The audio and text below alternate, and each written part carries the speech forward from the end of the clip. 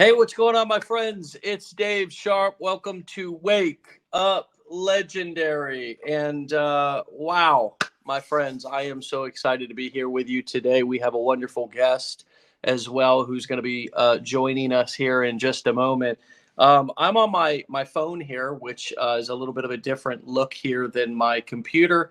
I'm cordless here this morning, so phone is going to have to do it. And that's the beauty of doing online marketing, is that we can use this plethora of devices that we have to get done what we need to get done. And so if you're new to Wake Up Legendary, this is, as I like to call, the greatest marketing show on earth. Why? Well, because it's the realest marketing show on earth. We have brand new people who come on as guests on this show. It's completely unscripted. And, we like it that way. We like to be able to have conversations with people without all of the hoopla and without the sort of inauthentic, scripted, prompted feel that so many different shows have. And so you're going to get a perspective, and you do get a perspective on this show uh, from people who have, no professional marketing experience, and oftentimes this is their very first time going live and talking to somebody about what they've been doing so far here for the past couple of months. And so this morning we have Amy, and she is in the food niche. She's out in California somewhere. We'll learn more about her story here in just a moment. But one thing I want to say before we bring her on is that we appreciate your comments, and we appreciate you being here. All of your supportive comments, your compassionate comments, they mean so much to us, and they make this show so much more fun to do for you, because this is an interaction, in an engagement between us here, and we're of course having a conversation, but we know you're there, and your support here in the comment section means everything to us. So with that being said, let's get into the show and into our guest. Jalen, go ahead and bring on Amy to the show today. Amy, hello. Welcome to Wake Up Hello. Legendary. Thank you for having me. It's great to be here. Oh, it's my pleasure. I can't wait to talk to you. So tell us, first and foremost, was everything that I said on that intro accurate, to the best of your knowledge, in terms of this being scripted or prompted or anything of that nature? Yep. I've got some things that I'm like, okay, this is what I'm going to talk about myself, but nothing else is scripted. Okay, good. And where are you calling in from? Northern California. Okay, awesome. And so how did you find Legendary? What led you here? What's your motivation for following through once you found us? And do you feel like this has been a good fit for what you were looking for when you did find us? Yeah. So, just for like a quick backstory for me, I'm full-time working mom to two right here in Silicon Valley, and the pandemic kind of just put some things in my lap where I was trying to find joy in a time of or share joy, find joy and share joy in a time of just hard times, right? And so I started a YouTube channel, and because I didn't need more stuff in my life, right? We were trying to parent from home and work from home and all that stuff. But that kind of started a journey of the social media world for me. Mm, And so when I came into Legendary, and I can dive into, the history of all that, but I was already doing some affiliate marketing stuff, doing social media stuff. mm. Started with the YouTube channel that was finding joy, and then turned into this Japanese American life because I'm Japanese American and my kids are half Japanese. So kind of this trying to pass things on, plus people were asking about things, right? And then I started a food Instagram because I love food, and why not? Someone else was doing it on my team, and I was like, if she can do it, I can do it. And those things led to other things where I was working with brands, I was supporting businesses I loved, I was able to share things that I absolutely loved. And so when I saw Legendary and the uh, the challenge, the 15-day challenge, it was kind of a, okay, let's give this a try. It's like $7. I can do this, you know. Let's see what it's all about. And I loved the things that were shared. And I was at a point where I wanted to step it up a little bit more. Like I was already doing some things, I was already earning some money, but wanted to hone in on my copywriting skills, especially as I was Mm. building an email list, and wanted to learn how to share my story better, how to show up better for people, right? So that's where I came in, and then decided to step into the blueprints and keep going. Wow, wow. So you're in the food niche. That's the niche that you've decided to pursue. Kind of like a food and travel. So the YouTube channel's it's called This Japanese American Life, like I mentioned, but it's kind of Japanese food, travel, culture for like busy parents like me, you know. So a lot of people can get intimidated, like, oh, I can't cook Japanese food. There's so many dishes, there's so many like foreign ingredients, things like that. But I'm just like, just make it easy. It doesn't have to be hard, you know, and putting in culture, like, yeah, I'm a busy working mom. If I can do it, people can do it. You know, it doesn't have to be this big elaborate thing. We can do little things at a time. So hopefully it's an encouragement to people. Yeah, yeah, awesome. Well, I love the concept, and we'll talk a little bit more about, specifically how you're finding promotional partners and products and so forth. But let's talk a little bit about your kind of experience with our education as a, Silicon Valley. What exactly do you do? What's your title? You don't have to say what company you work for, but what is your title and what is your kind of day job? I'm in finance. Okay. And so dealing with, Excel sheets, money, reporting, that kind of stuff. Okay. And I guess I will start with, like, I never thought, some people are very unhappy and we're looking for something else, right? And that's not me. I was fine. I am fine. But then I found this other thing that really brought me joy of being able to share with people things that I was passionate about. And Mm, I actually also ended up doing last year a Wellness for Moms Summit, because that was something that I just felt like was a huge need. And people kept asking me, like, how the heck do you do all these other things in addition to your job and being a full-time parent, right? Because all of these are full-time jobs that I'm trying to do because they keep me sane. It's kind of a creative outlet that keeps me sane as well. And so I make time for it. And thankfully, I have an understanding husband, right, that supports me also. And we do all these things together. But people kept asking me, how do you do all these things? And so that Wellness for Mom Summit was bringing together all these experts and um, putting together people that I really enjoyed following, listening to, learning from, and sharing that with my audience and friends and family. And so that was also another way you had mentioned, how do you find programs? How do you find things? Like people that I really enjoy learning from, mm. I send them that way too, right? Because I know if I can benefit, they can benefit. And I think that's a big part of this that I have come to love is finding things that I absolutely love talking about and can 100% recommend, right? That Yeah. it doesn't feel salesy, it doesn't feel icky to recommend people and then I earn money from it because I know they are benefiting way more um, Mm. from hearing about it. Yeah, yeah. Jalen, let's go ahead and put her handle up. Your Instagram, is that your main platform that you're working on and working from right now? It's it's my main handle for social media, and then the YouTube channel is different, but Okay. yeah. So let's talk a little bit about, what you were doing before going through Legendary and how you have improved that Mhm, from a marketing perspective since going through Legendary. So talk mhm, to us a little bit about whichever you prefer or both if you can, mhm, YouTube and Instagram. mhm, What did that kind of, I guess you said it was more of just a creative outlet or a hobby, something that was mhm, sort of keeping you sane through the pandemic. And now as you realize that you can recommend your audience, now that mhm, may have started with your friends and family and now it's grown into strangers who are just friends you haven't met yet, but you realize, wow, I can actually earn income from recommending products, programs, whatever it is that I'm promoting from my channels, and I can earn money and feel good about that, knowing that I'm sending people in a direction that is valuable and that hopefully they're going to get joy and value from.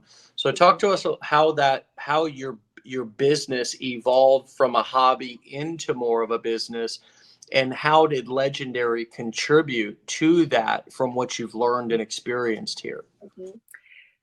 So when I started as a hobby, it was kind of, okay, I'm doing this variety of things. And I also don't want to discourage people from experimenting and trying out different things, right? Because I had this variety of things, as you can see, like the YouTube channel is different from the food Instagram, and um,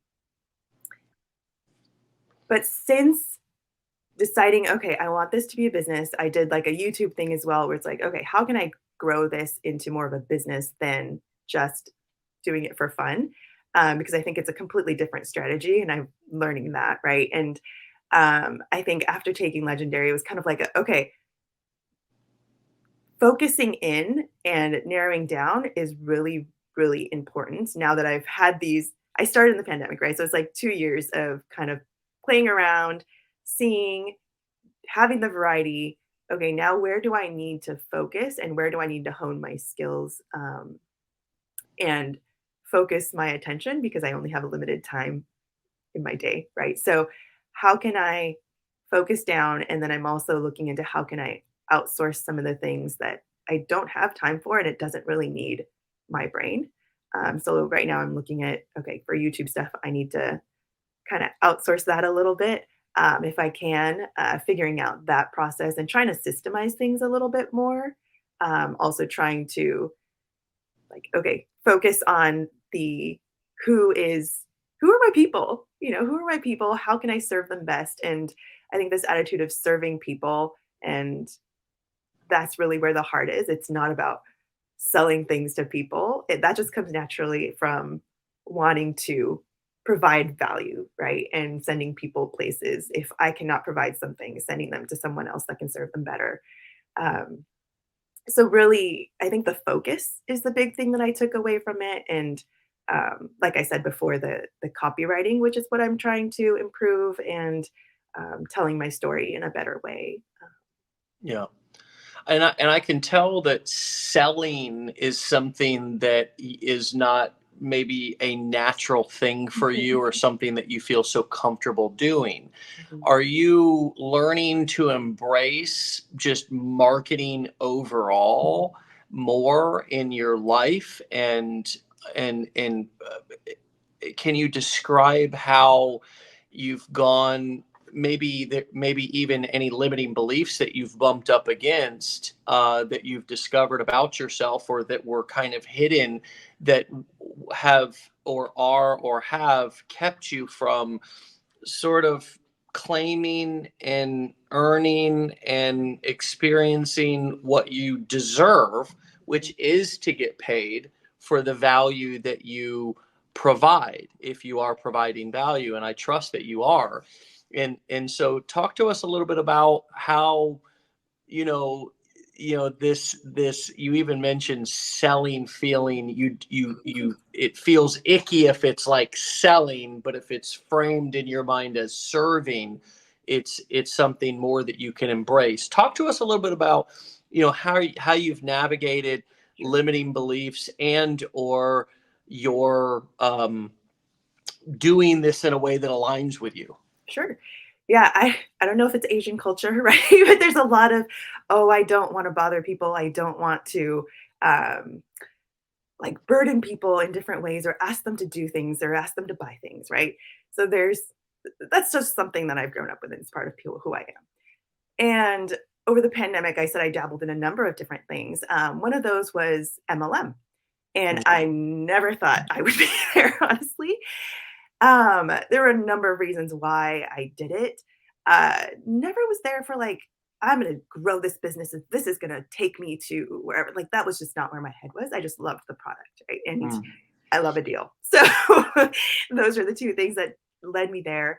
I ended up stopping that first one, but it actually led me to a second opportunity that I'm still with and that I really enjoy.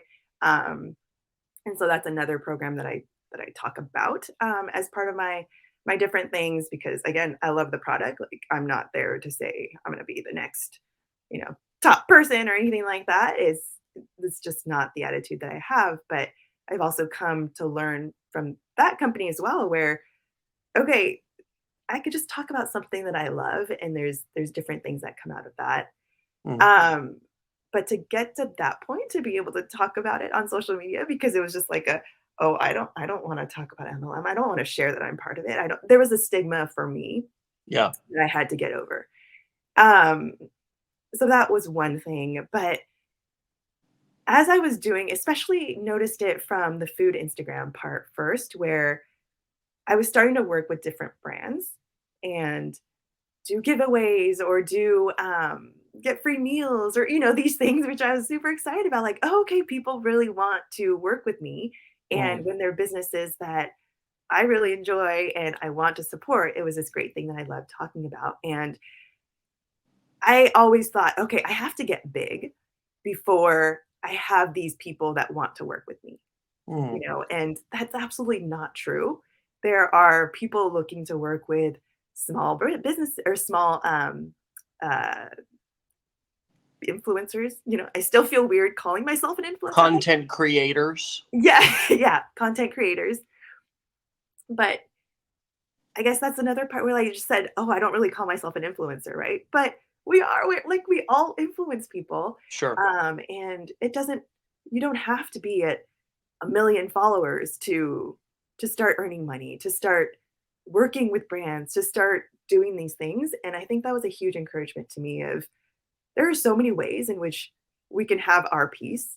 And also, I don't have to be like that person, like I just can't be that person that I'm comparing myself to in order to be successful. The people that I'm going to resonate with are not the people that $1 million or 1 million follower person um, is resonating with. So I Mm. think it was just coming to terms with, okay, who am I? What are Yeah. my strengths? What can I bring to the table? And who are the people that I'm talking to? Yeah, I love that.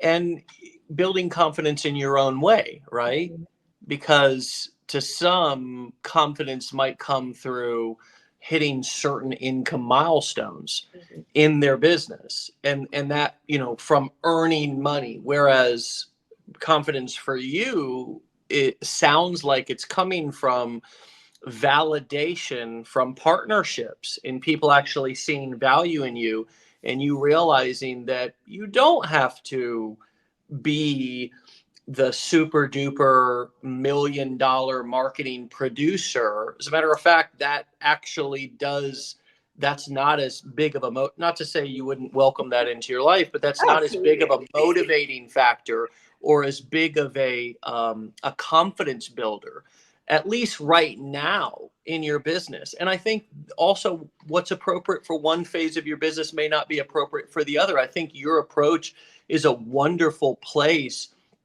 to be looking to build confidence, and we all could learn from it because um, just having somebody recognize you as an influencer, as a content creator, as a marketer can be a huge first step in your confidence building journey when you're dealing with your own imposter syndrome of can I even do this, Yeah. right? Absolutely. Yeah, and it's not even just brands, right? When people start commenting, like on my YouTube channel, I started it and said, even if it's just the grandparents that watch because we can't be with them right now, that's fine. That's Mm. how I started. Yeah. And then now we've grown, right? And when I made that first 13 cents, I think that was the first like little bit that I got, it was just like "Thir- 13 cents. I mean, that's nothing, but it also shows how much more can come and Yeah. that hard work has paid off and that there are people that actually want to watch this stuff, and you hear the comments like for the summit, people had said, "Oh my gosh, this was one of the best summits that I've attended. Like I've gotten so much out of it. Thank you for doing this." And just the gratitude, right? Mm. It just hit home for okay, there's so many moms out there that needed this, Yeah. and to be able to provide that is big.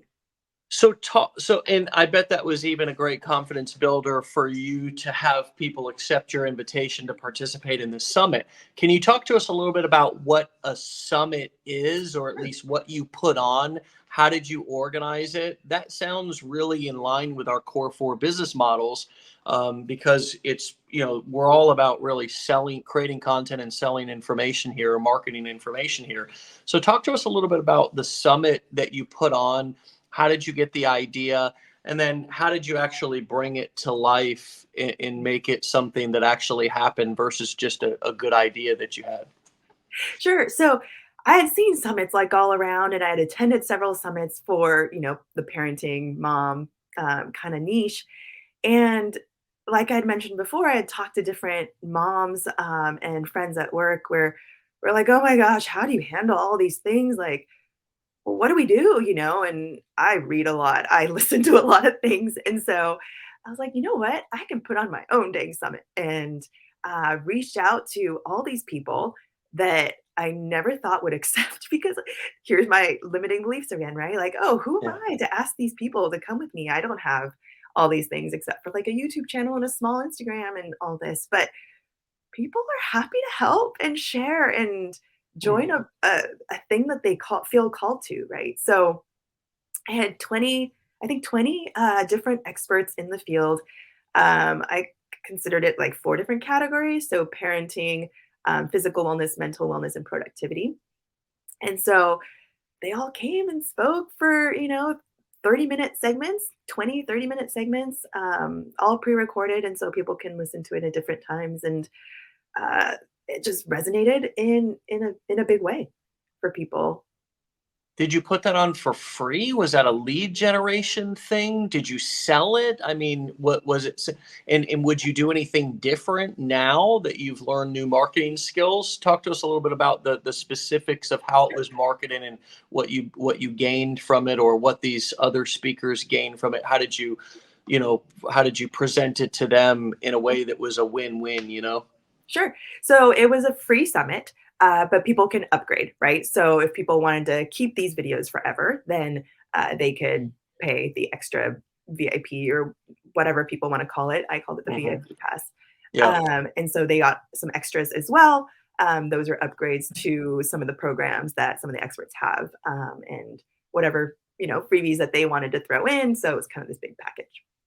Mm. Um, so yes, it is a lead gen because then people are coming onto your email list, and people are also welcome to join the experts email list. People opt into everything at their choosing, right? So when I first talked to these different experts, I shared my heart of why I was doing this, right? And if that resonated with them, I said, okay, this is how many experts I'm expecting. And the experts I was looking for had a certain number of email or people on their email list already. So I was looking for a certain size um, of, of influence, I guess, and so that it was equal across the board. And people were happy to join, and it's helpful for them to gain a larger audience as well, right? So some people may already have a big audience, but who doesn't want to reach more people and help more people? So I think it's a win-win in all of that regards. And for them, it's, maybe doing an interview with me for 30 minutes, and that's that. We did some Q&As. I think I think I would change a few things as far as the live Q&As, and some of the time wasn't as worth the effort. So I Yeah. would definitely change that, but I'm planning to do like one a year um, going forward because I loved it as much as much hard work as it was. Yeah. It's trying to figure out the logistics of it. And I'm a crazy person that tried to do it all myself. I was like, I want to learn how to do this stuff. Yeah. But if I want to find someone to help me along with it, to take some of that burden off, then that's another part of that too. So how many did you add people to your email list through this? Yeah. And how much did you grow your email list from when it was where it was before the summit to after the summit? So I was at 0 before, so this was Really? yeah. That was not something I had focused on, and that was the one thing, right, that I'm learning on this journey of, "Oh, okay, I was just doing this for fun, but an email list is really important."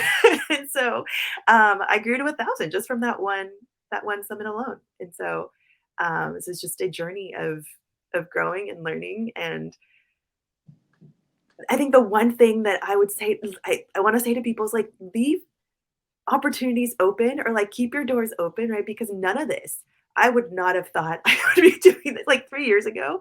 I would not, or what year is it now? I guess it was 4 years ago that I started. I'm like losing track of time. But 5 years ago, I never would have thought I would have been doing any of this. I would have been perfectly content just being in my own world, and Mm. all of this stuff opened. And I already said some of the things that I never thought I would do, like social media. I didn't want to do it. I had my Facebook from my college years, which I don't want to say how many years ago that was, but you know, I didn't think I'd be doing anything else social media, and that has opened up a lot of different avenues for me as well. So Yeah. just don't say no right away. Amazing. What tech platform did you host and facilitate the sales of the VIP upgrades, and host the curriculum that they bought, which were the recordings Mhm. of these live trainings? What platform did you host all of that on? I did the system.io. You use system.io? Mhm. Yeah, Wow. yeah. Wow. So I was kind of going this budget method, and I may change that in the future, but this is another, like, if budget is a, like, stop for people, don't let it be a stop, because there are ways you can do this for like fairly cheap. Yeah. It might cost you in different ways, like time and effort and stress, Sure, sure. but Well, but that's um the learning that, I mean, that yeah, is all such valuable time spent, right? I yeah, mean, learning how to navigate these platforms, learning how to set everything up. I think that so I see so many people who want to just fly past the learning curve and get to the money, and it's like you really are, that's like skipping the meal and going right to dessert, and it's like you might enjoy a couple of bites, but you're still not full, right? right, It's not a sustainable way to nourish your body, just like that's not a sustainable way to build your business.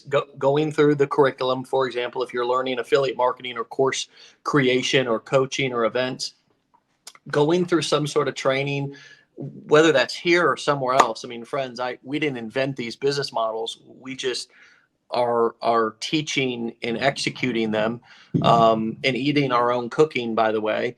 So learning, so you're putting your energy in the right direction, and that's the same reason why we go to school or do any sort of education. So we're not just winging it, and and the only one who sees that we don't know what we're doing, right? Because imagine going into finance in Silicon Valley and having skipped any formal education, and you're just going to kind of pretend that you know what you're doing, like you're going to get exposed.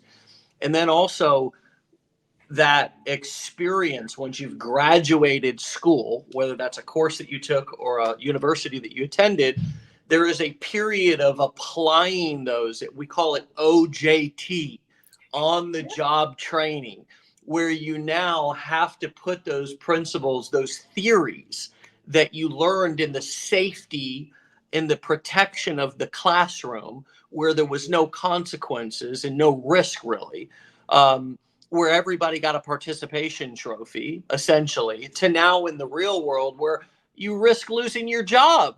You risk making yourself look like a like you don't know what you're doing. You yeah, know what I mean? Like an ass, not an asshole, just an ass, right? Um, and so, you know, I think that so many, and I don't know why that is, Amy. We're in this kind of fast, instant yeah, gratification society. I think for some of us, the pandemic slowed that down a little bit, but we've quickly forgotten, yeah, and we're kind of back to that. I want, I don't have any time to waste, and it's like, well, you're actually wasting time and you don't really realize it by trying to skip over the most important pieces. And it sounds like you're really recognizing and embracing the education as well as this OJT phase where the money is not falling from the skies. You're not an overnight millionaire, but you're learning the ins and outs and building your confidence in a way that is building a solid foundation. Does that feel like it fits? Yeah, yeah. And, I think I did a lot of the OJT trying to do it myself steps, and I wish I had found Legendary earlier, honestly, because the system stuff I learned, like, all on my own, right? I was figuring it out. I Mm. think I'm a fairly techie person, but I've been to some of the, where they call like, just hop-in hours, right? The office hours, and Yeah, that people we do walk you here, the through coaching this, program. right? Like, so if people need the help and you're not as techie, I don't want people to be put off by that because people are here to just guide you along the way and help you figure it out. And I've helped other people along the way too. Like I've joined other people's summits before after having my own. And I've also helped them with the tech. Like, how did you figure this out? This is so weird. And systems, not the easiest thing. Like I just kind of maneuvered and did some stuff. And so other people find issues too, and you help each other. And Yeah. I'm glad I took the time to learn that, like you said, of building that knowledge for myself, but there's also a fast track way, and sometimes you can buy your way into the fast track way, and sometimes you don't know there's a fast track way. And sometimes I think we have just we have to adjust our expectations because even though our business blueprints kind of flagship training program here at Legendary does come with course curriculum, which means that it's set videos, we also offer 2 live coaching calls per day, Monday through Friday. And the reason why we do that is because when you're on the field and you're playing the game, coaches are there. Think about every professional sports team. As you know, you watch film.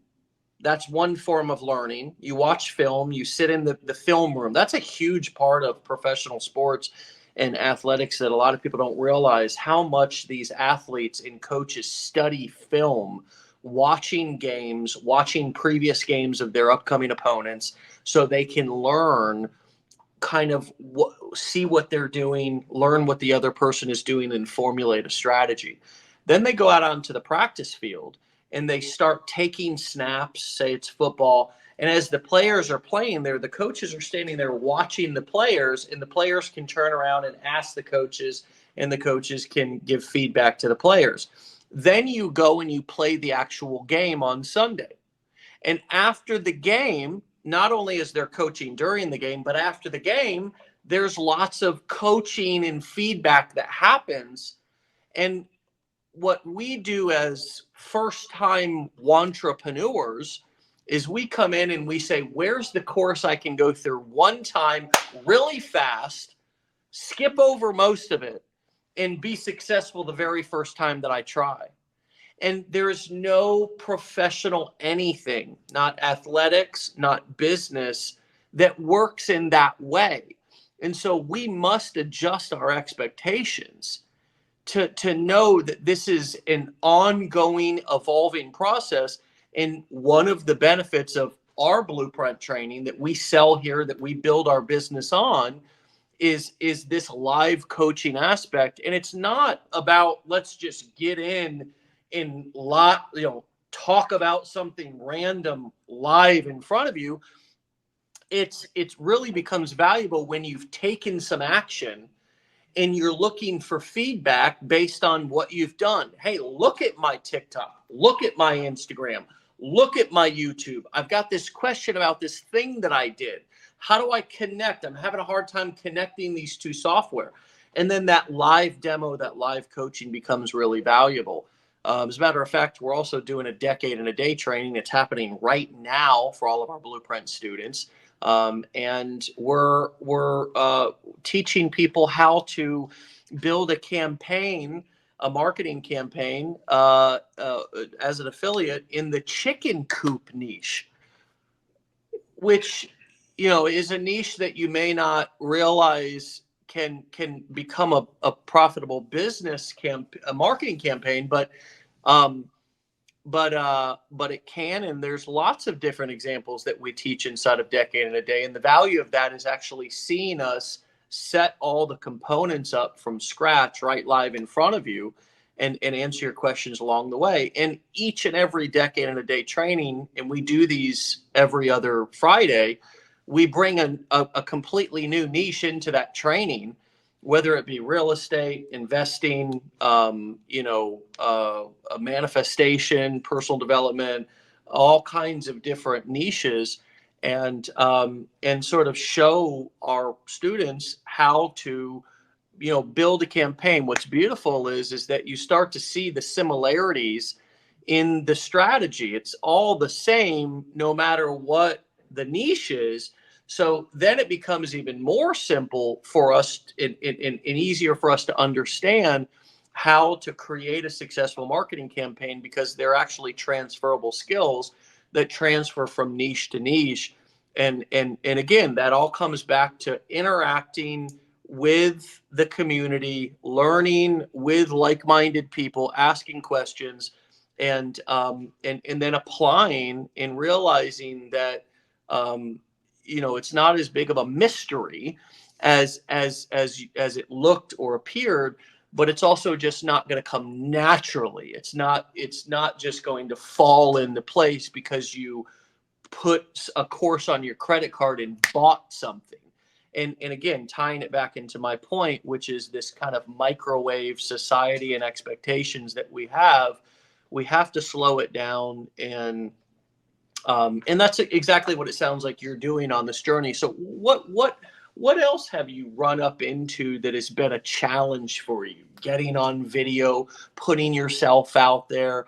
What other limiting beliefs have you overcome throughout this process that come up for you when I ask that question, that you could just share with our audience to help people understand that these things are normal, right? That just because you make it look easy, that hell, you may have recorded that video 15 times. We don't know. What Yeah. else have you had to overcome throughout this process? Well, I think a big thing is I don't have time, right? I think that's a huge thing that people say.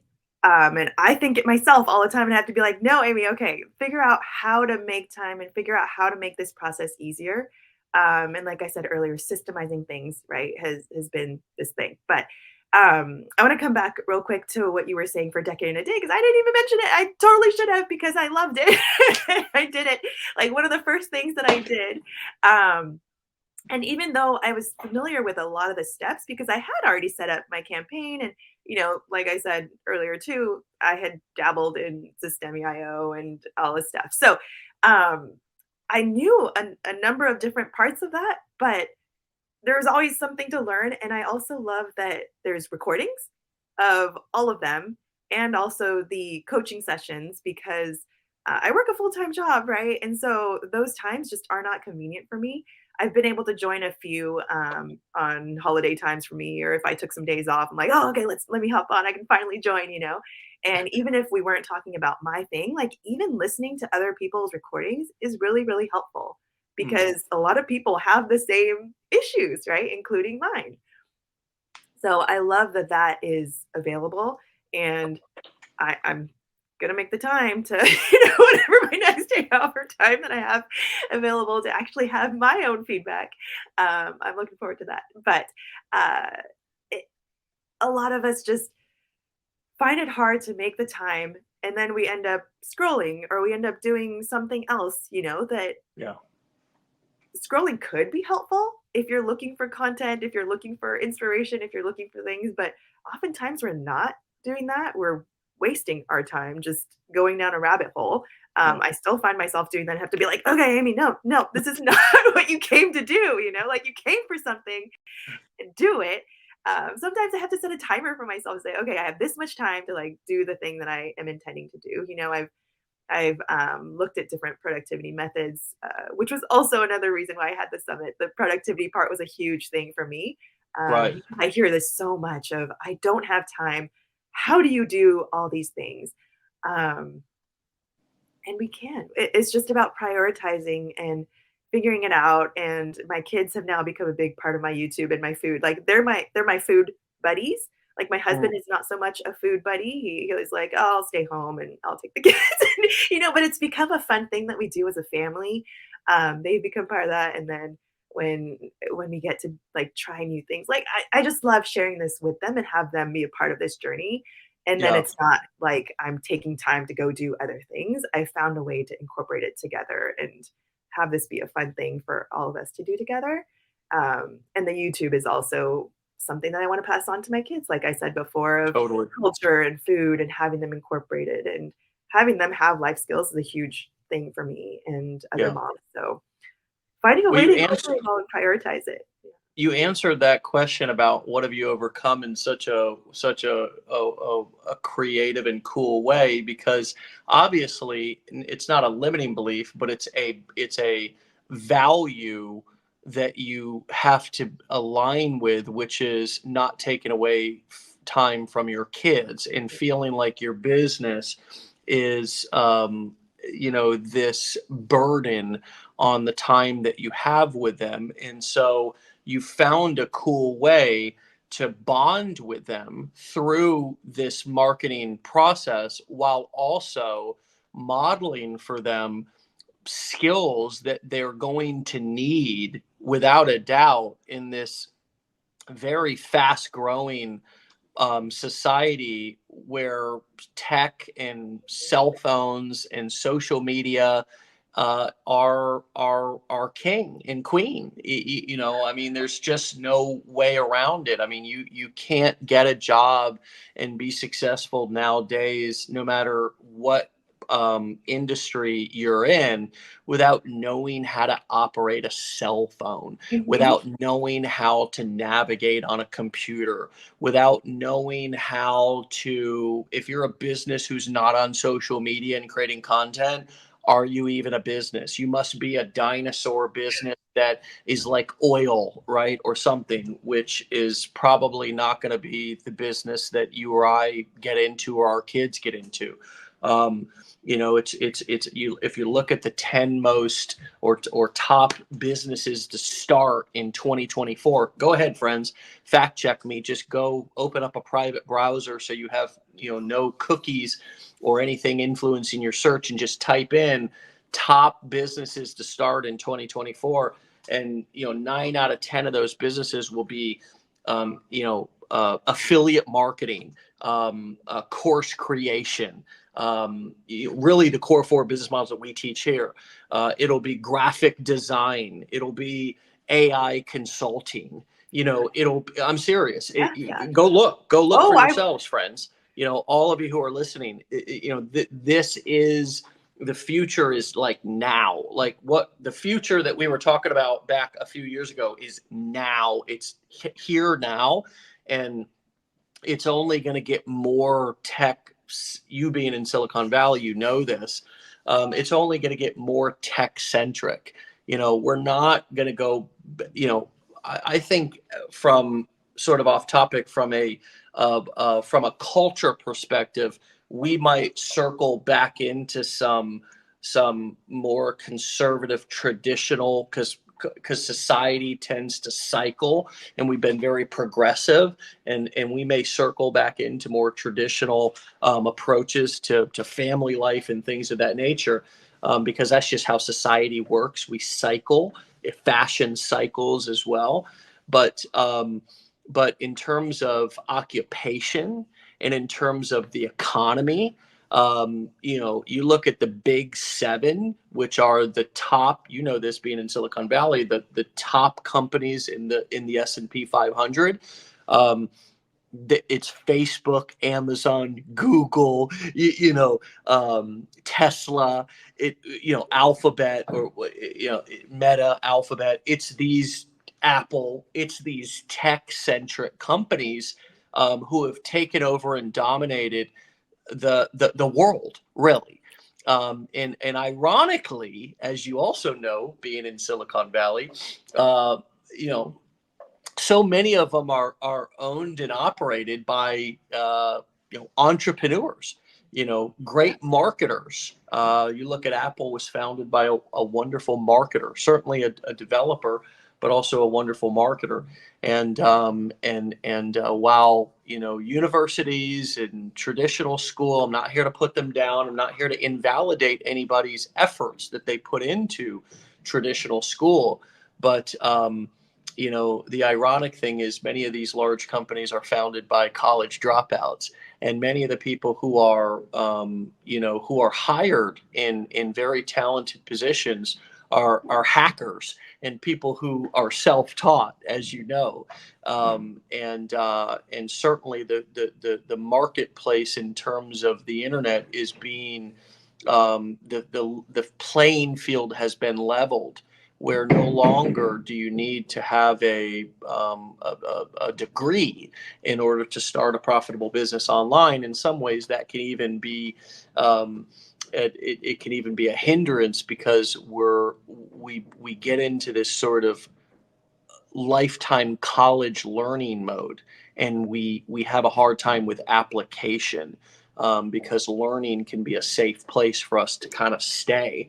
And that's why I'm so happy that you, as clearly a well-educated woman, working in finance, working in Silicon Valley, have taken the leap into action and in an application, because that, and I'm sure you will agree, but if you don't, please disagree. That is where we learn how to go from entrepreneurs to entrepreneurs, is in the phase of application. And that is certainly the phase that you're in right now. And so tell us, in closing, as we bring this in for a landing, what have you learned about yourself through this process that you did not know, or that you've rediscovered? I mean, it's kind of following my passions, right? Because I think I'm in the finance field. I think I'm here for a reason. I've always had like this money mindset and wanting to make things work in that way, right? I've been here for a reason, but this is a completely different thing that I embarked on. And it was following more of my passion in a different way. This is the food, the travel, the culture, all these things, wellness for moms, like all of this comes from my experience, my love for passing on to things that I love talking to people about. And I want people to be encouraged that, yes, what you're saying, like the education, people come from like all these different education things, and yet you can also be yourself in a different way and impact others in a big way, And um, like we were saying with having my kids be brought into it, this is kind of sidetracking, but I think there's all these creative ways in which we can make things work, because not only are they having fun with it, but now as a small business, I can actually pay them for it. So it's like all these different ways in which we can benefit and think creatively and think outside of the box. And I think it's just inspiring to think of all the different ways in which we can help our kids learn, help ourselves learn, and benefit along the way. Because I never thought, okay, I don't need this income from this other stuff. I'm doing just fine, but to Mm. see the possibilities that are there and what may lie ahead. And it's just encouraging to me Yeah. to say, okay, what would happen if I do become a full-time content creator someday? And will I allow myself to do that? Because there's always fear in change and fear in trying new things and fear in opening up these other side dreams, or whatever it may be. But I've seen people do it, and I see all the possibilities out there that I wouldn't have really entertained before. And so definitely see my eyes changing, my perspective changing, and it's Mm. really fun to meet people that I never would have met before, and see what's out there. Yeah. And there's so many awesome wealth building strategies once you do, and I'm not a tax attorney, I'm not an accountant, I'm not a financial advisor. But check with your financial advisor, do some due diligence and some research, everybody listening, about, what are some of the strategies that I can do when I own a business, particularly a business where I can incorporate my children and pay them even before they're 18, and potentially have some tax advantages, potentially begin to build some investment accounts for them. There's a lot of cool strategies that I don't want to get into because I'm not qualified to be able to talk about them and give that advice. But they're very easy to find. They're very easy to begin to go down a rabbit hole, and learn about. And using your children in your content, even if you have a simple picture up on your funnel or you have them in any of your videos, begins to open that door for them to be legitimate earners or employees, or be someone who you can begin to pay and take advantage of some of the tax advantages of paying them and beginning to build a nice little nest egg and or investment account or fund for them, while using that as a write-off inside of your business, because you're paying them for their services. You're paying them for their likeness, their image, them being in your content, and they do contribute.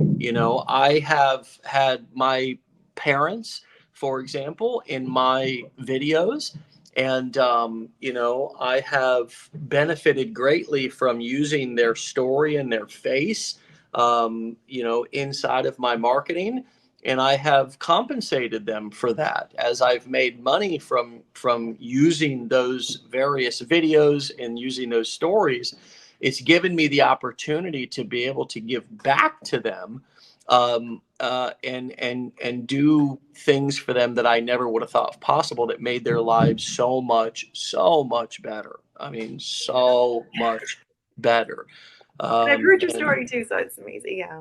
yeah, I mean, from being able to buy my parents housing and cars, and just impact my family's lives in ways that I would have never thought possible, that they would have never thought possible. And that all came from going on the journey that you've described throughout this episode, which is not an overnight, process, but it's a process of learning and growing and applying and adjusting along the way. And I wouldn't have had it any other way. I have zero regrets, and I'm so excited for you getting into this, Amy, and finding your own path and doing it in a way that makes you feel good and lights up your spirit. And so, thanks for being on with me this morning. It's been a wildly valuable, inspiring, fun episode with you this morning. And I know you're busy, so we'll let you get back to your life. Come back and see me. Keep me posted. And thanks for your time this morning, my friend. Stay legendary. Thanks for having me. It's been fun. All right. We'll talk to you later. All right, my friends, you can follow Amy at Amy and N Seats. That's AMYNSEATS, Amy and Seats, over on Instagram and TikTok. From there, you can connect further with her and follow her, learn from her content, from her experience. But now at least you have the behind the scenes on what it's been like for her to go on this journey, and what it's been like for her to achieve the success that she has. Not an overnight thing, not an easy thing, but something that, from my takeaway from talking to her, very much worth it. And a lot of surprises and discoveries along the way. I think we don't know what we don't know. We don't know what we're going to get out of this. Certainly, many of us come in money motivated, and we get so many other things from this journey, including confidence, including connections, new friends, and so much more. So thank you all for the wonderful comments. As always, Adelita says, one more hat throw. Boom, there we go. Another amazing week of Wake Up Legendaries. I want to thank Joanne for sitting in and contributing and hosting earlier this week. And we'll be back here on Monday for another episode As always, my friends, stay legendary, be great, be good to yourself, give yourself some compassion along the journey here. You're starting something new, you're doing something that is hard, but if you follow through with it, it should definitely be worth it. You are worth it. Know that even if you don't believe it right now, you're worthy, and you're deserving of the life that you are going after right now, that you have, the intention of creating here by starting this new chapter. And we're here to support you every step of the way. And so allow us, take some action, ask some questions, get back into the training this weekend and finish whatever you started, and then apply it, because nothing's going to happen unless you do something with it. All right, my friends, stay legendary. Get out of here. Thanks for your time today and all the amazing comments. And of course, thank you, Amy, for an amazing episode. Stay legendary, my friends. Get out of here. Peace.